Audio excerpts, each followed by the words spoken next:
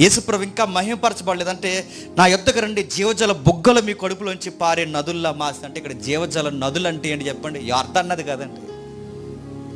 జీవజల నదులు అంటే అక్కడ వాటర్ బాటిల్ అమ్మేస్తున్నారుగా కొన్ని స్వస్థశాలలో, అవి కదండి జీవజలాలు అంటే. నూనె అమ్మేస్తున్నారుగా, అది కదండి. జీవజల బొగ్గ అంటే ఎవరో తెలుసా? పరిశుద్ధాత్మ. ఇది మనలో ఉంటే ఏ జలాలు మనం ఉద్భవిస్తామంటే దేవుడు చెప్తున్నాడు, ఆత్మీయంగా అభివృద్ధి పొందుతాం, భ్రస్వభావం పోతుంది. పదే పదే ప్రభా తప్పైపోయిన ప్రభా, ఏదో ఇంకా అలా జరిగిపోయింది ప్రభా అను. తప్పు చేయకముందే పరిశుద్ధాత్మని చేత ఏమవుతుందని చెప్పండి, గద్దింపబడతాం. పరిశుద్ధాత్మ నన్ను గైడ్ చేస్తుంటాడు. వద్దు జేమ్స్, వద్దు, విశ్వాసి నువ్వు అలా వెళ్ళొద్దు, ఆ విషయంలో నువ్వు జాగ్రత్తగా ఉండు.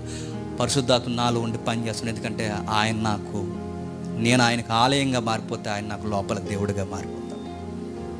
ఈ వాగ్దానం మనకుందండి. ఇంతకు పరిశుద్ధాత్మ ఇస్తాడు.